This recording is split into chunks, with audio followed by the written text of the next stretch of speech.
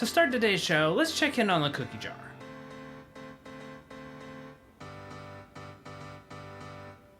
Looks like someone stole all the cookies.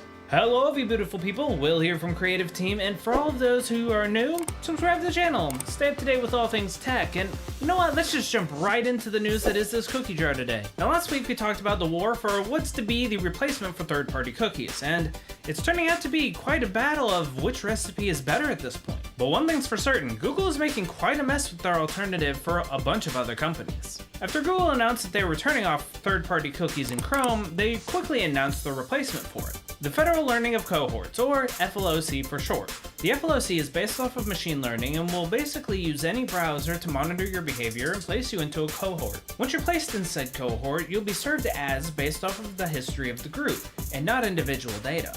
So they're still watching, just from a further distance. That stalking bit I did last week is really starting to sink in.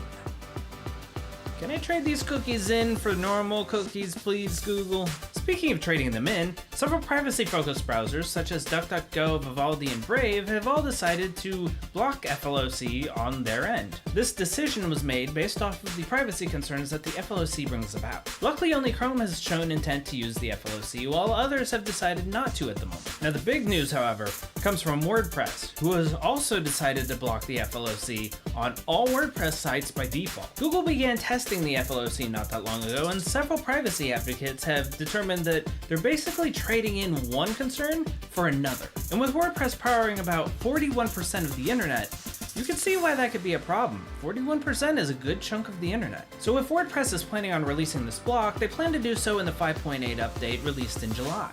Are you for or against the FLoC? We'd like to know your opinion down below in the comments.